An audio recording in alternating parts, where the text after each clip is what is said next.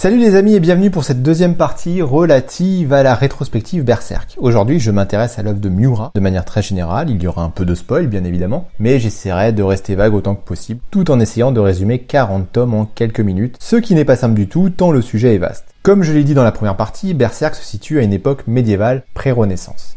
Miura nous distille un habile mélange entre la rustrerie du 6e siècle et la raffinerie du 16e siècle, voire du 18e. En vrai, il condense graphiquement 10 à 12 siècles d'histoire occidentale. Mais bon, c'est quand même principalement médiéval. Alors l'œuvre comporte 5 arcs. Le guerrier noir, l'âge d'or, l'ère des châtiments, le faucon millénaire qui est une référence selon l'auteur au faucon millénium de Star Wars, et Fantasia. Mais pas celui avec Mickey, hein. Encore que la dernière partie avec le démon pourrait coller avec l'univers de Berserk.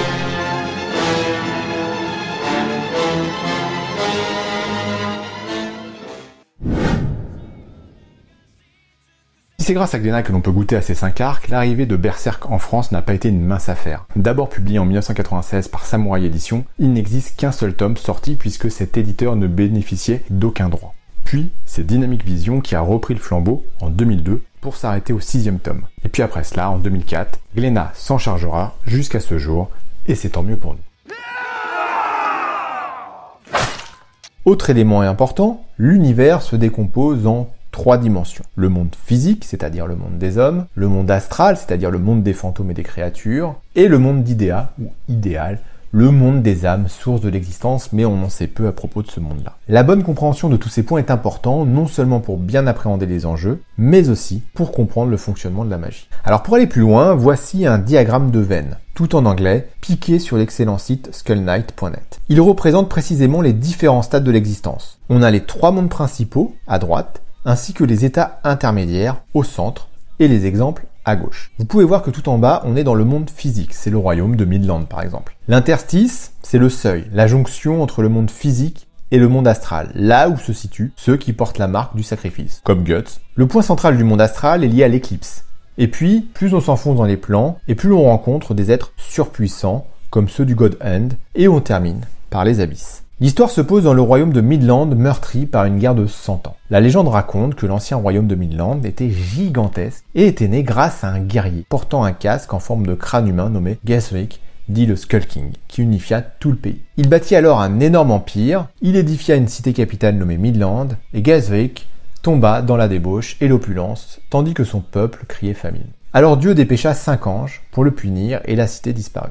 La légende raconte également que la tour-prison de la capitale du royaume, au moment du début du récit, Windham, repose sur les ruines de l'ancienne cité. Après cette déchéance, donc, le royaume se morcela jusqu'à cette fameuse guerre de 100 ans. Midland est entouré d'autres royaumes, bien évidemment, des royaumes comme Tudor, Paneria, Kushan. Beaucoup de fans ont fait des croquis, ont imaginé comment ça pouvait être. Je vous en mets 2, c'est plutôt intéressant et sympa à voir, surtout quand on essaie de le superposer à l'Europe. Et j'y reviendrai tout à l'heure. Et puis Tudor entra en guerre contre Midland et prit possession de la forteresse de Dordley, un poste frontière. C'est à peu près dans cet environnement que les événements de Berserk vont commencer. Avant cela, on découvre notre héros, le guerrier noir nommé Guts, accompagné d'un elfe, Puck. Il doit combattre de terribles monstres. Au cours d'un affrontement, 5 êtres ultra maléfiques apparaissent. On comprend que Guts les a déjà rencontrés, et l'un d'eux en particulier. Notre héros est impuissant contre eux, c'est le premier arc, celui du guerrier noir. Puis viendra un très long flashback sur l'histoire de notre héros. J'y reviendrai dans la 3e partie. Retenons simplement qu'il rencontrera ensuite un être fabuleux nommé Griffith, qui le prend dans sa troupe de mercenaires. Il y fera la connaissance d'une femme guerrière aussi jolie que redoutable, Casca. C'est l'arc de l'âge d'or qui a permis à Berserk de décoller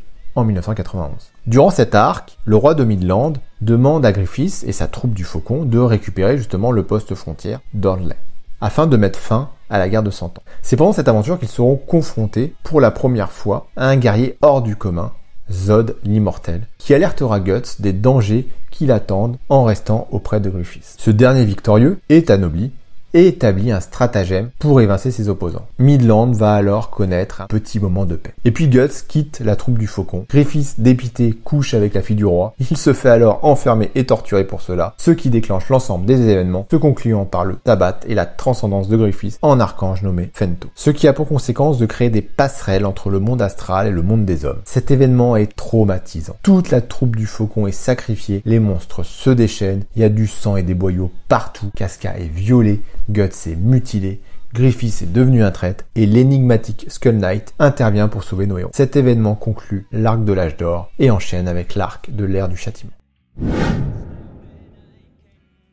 Alors en faisant cette chronique, j'ai appris quelque chose que j'avoue ne pas connaître, mais que sans doute les fans connaissent. Dans Berserk, il existe un chapitre disparu, absent des livres brochés, le fameux chapitre 83. En fait, il n'est apparu qu'en pré-publication au Japon, et le numéro en question vaut de l'or. Pourquoi a-t-il été retiré? Point de censure ici. En fait, ce chapitre, trouvable sur le net, apparaît justement au moment de la transformation de Griffiths en Femto. À ce moment-là, Griffiths rencontre tout simplement l'entité divine ultime. Je ne vous en dis pas plus par respect pour l'auteur, c'est Miura qui a retiré ce chapitre car après coup, il a estimé que ce n'était pas le moment d'en savoir trop sur l'entité suprême derrière tout ce bazar. Et il avait bien raison. Alors j'en reste là, mais je vous l'ai dit quand même.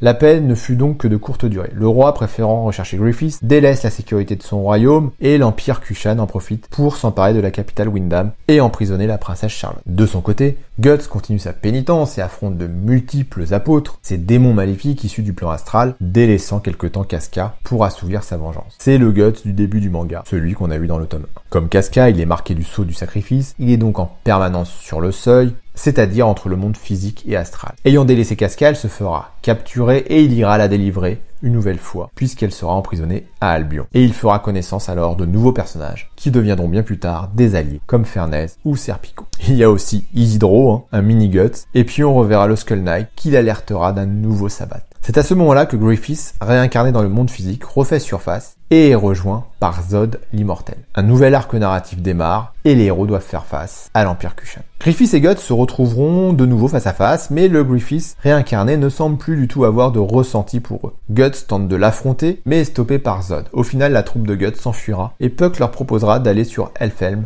pour se mettre en sécurité. Guts acceptera et affrontera 1000 péripéties tout en prenant le soin de défendre Casca, toujours traumatisé. Il rencontre Cherk, la sorcière, et Flora, sorcière surpuissante, qui connaît bien le Skull Knight. Alors personnellement, Flora, en tant que maîtresse d'une forêt de Midland, moi j'y vois une référence à Galadriel, des Terres du Milieu. Voilà, c'est mon avis. Guts met la main sur la terrible armure du Berserker, anciennement portée par le Skull Knight. Elle lui confère une puissance redoutable, mais le dévore et le transforme en une bête assoiffée de sang, incapable de faire la différence entre amis et ennemis. Guts arrivera plus ou moins à maîtriser cet inconvénient grâce à Cherk. De son côté, Griffiths sauve la princesse Charlotte et affronte Ganishka, l'empereur de Kushan. Le combat est monstrueux et ce dernier se transforme en espèce de dieu démon. C'est sous les traits de son avatar divin que Griffiths, alias Femto, anéantira l'empereur en profitant de l'agression du Night Skull. Cette fin dantesque va provoquer la fusion du monde astral et du monde physique, donnant naissance à Fantasia. Mais pas celui de Bastien et d'Atreyu, celui des êtres hideux et maléfiques. Ce choc fait émerger Falconia, qui dit-on serait l'ancienne cité de Midland construite par Gezric, revenue à la surface de la Terre. Griffiths devient le sauveur et sa cité, la seule capable de protéger l'humanité contre les créatures maléfiques. Petite anecdote intéressante, puisque l'Europe médiévale étant clairement une référence dans Berserk, certains fans sont même allés jusqu'à essayer d'identifier géographiquement le pays exact où se situe l'histoire. Et pour cela, ils sont partis du chapitre où meurt Ganishka. En effet, à sa mort, apparaît un énorme dôme de lumière, ressenti par tous les protagonistes du manga, que l'auteur prend soin de représenter avec une vue satellite. Ils sont partis de cette vue satellite, et selon eux, la vue du ciel permet d'identifier un bout de l'Italie. Alors je vous mets des petites photos pour vous en rendre compte, et donc ils arrivent de cette manière-là à distinguer que l'histoire se déroulerait vers la France ou au Danemark. Bon là, il faut clairement avoir de l'imagination, je vous laisse juger. Griffiths s'entoure d'une nouvelle troupe du Faucon, composée d'apôtres dont Grunbeld, qui a même fait l'objet d'un roman. Ironie du sort donc, Griffiths est à la fois la cause et le remède des troubles maléfiques du monde. Au cours d'une aventure, Grunbeld croisera Guts qui réussira à le vaincre grâce à l'armure du Berserker qu'il porte pour la première fois. Au final, Guts et sa bande arriveront à Elfhelm, non sans avoir croisé la route d'un mystérieux enfant qui n'apparaît que les nuits de pleine lune. Ils tenteront de guérir Casca, qui, dans le tome 40, retrouvera la mémoire. Le tome 41 sorti, on en apprend un peu plus et beaucoup de réponses sont apportées. On voit les réactions de Casca après sa mémoire retrouvée, on découvre la réelle identité du Skull Knight et du petit enfant aux cheveux d'ébène. Mais ça, je vous en parle à la fin de la troisième partie. Revenons sur le monde de Berserk et quelques critiques. Le monde de Berserk est terrible, la violence est omniprésente, oppressante, les humains sont terriblement impuissants face aux démons, ils sont déchirés comme de véritables fétus de paille, éviscérés, c'est gore. C'est un monde dur où la place de la femme est d'autant plus complexe car en plus d'être tuées, elles sont le plus souvent violées au préalable. Cela va parfois jusqu'à l'insoutenable, comme le cas d'Anna qui perd son mari et son frère, puis se fait violer par un groupe de trolls avant d'être éventrée à cause de la naissance de sa progéniture. C'est véritablement horrible. Globalement, comme au vrai Moyen-Âge, le statut de la femme est terrible. À de rares exceptions comme Farnet ou Sierck, elles sont soit des nobles qui ne participent à rien, soit des pauvres qui se font tuer dans le meilleur des cas, violés dans le pire. Bien sûr, Casca avant l'éclipse est la seule femme badass du début du manga, et sa régression pendant près de 25 tomes sera assez mal appréciée par une partie des fans. Il faut avoir le cœur sacrément accroché pour lire Berserk, et aussi ne pas trop s'attacher aux personnages car ils meurent tous, notamment la bande du Faucon lors du premier sabbat. D'ailleurs, Miura fut particulièrement triste d'aller vers cette fin obligatoire pour lui, car la bande du Faucon était inspirée de ses amis. Et les fans étaient très accrochés à eux. Ils l'ont fortement reproché au maître. La scène de l'éclipse est terrible, la mort est partout, on sent le désespoir absolu. En plus, avec l'arc du guerrier noir, on sait que Guts n'est pas suffisamment puissant pour venir à bout du God End. Pour le bien de son récit, Miura n'hésite pas à détruire ses personnages pour leur donner de la personnalité, du relief comme on dit. L'histoire de Guts est terrible, comme celle de Casca qui a subi multiples tentatives de viol avant son bien-aimé Griffiths Femto. Et que dire de Griffiths qui a subi des tortures infâmes pendant 1 an? J'y reviendrai en partie 3. Au début de l'âge d'or, le monde ne semble pas si fantastique que cela.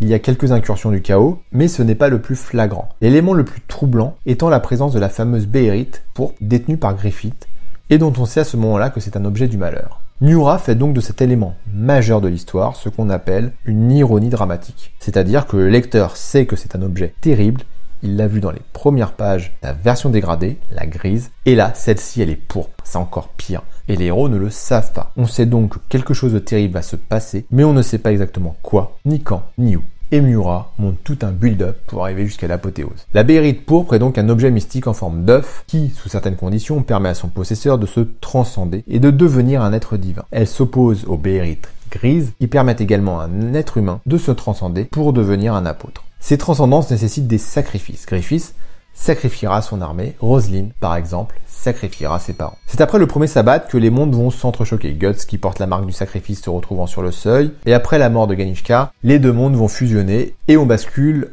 définitivement dans le fantastico-magique. Et ça aussi c'est intéressant dans l'œuvre de Miura. Le lecteur ne débarque pas dans un monde 100% magique dès le début. Il y a des éléments, des incursions, mais le lecteur va découvrir comme les héros l'étrange monde qui les entoure au gré des aventures et les différents plans de l'existence. Pour en revenir aux objets magiques dont font partie les Béhérites, au final, il n'y a pas tant d'artefacts que cela. L'épée du Skull Knight, la Dragon Slayer et l'armure du Berserker sont les plus régulièrement utilisés. Mais il y a aussi des artefacts fournis par Flora au groupe de Guts. La magie est très peu utilisée au début, sauf par l'intermédiaire de Puck et ses pouvoirs de guérison, mais aussi par les membres du God Hand. Et puis, dès que l'équipe rencontrera Sierck, elle va davantage être une source narrative.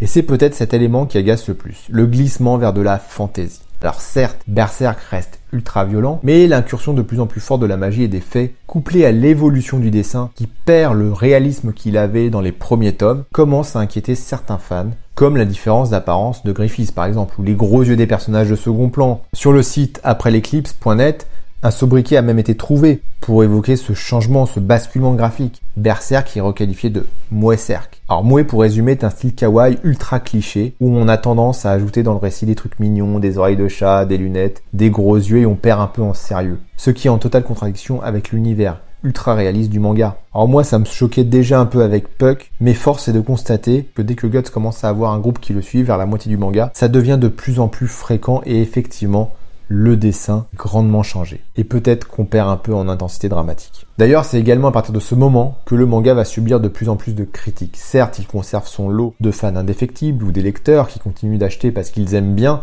comme moi, et qui veulent savoir ce que va devenir Casca parce qu'ils sont intéressés par la suite. Mais force est de constater que l'âge d'or est révolu et que pour beaucoup, le point culminant de Berserk restera le premier sabbat. Cela étant, il faut quand même reconnaître à Miura que malgré les défauts qui font que l'œuvre commence réellement à traîner en longueur, il le fait bien et de manière travaillée avec toujours un background très poussé. Très clairement, il aimait Berserk. Les rajouts critiqués ne sont pas juste des empilades de délire artistique, c'est intégré sérieusement et malgré quelques défauts, ils servent l'intrigue.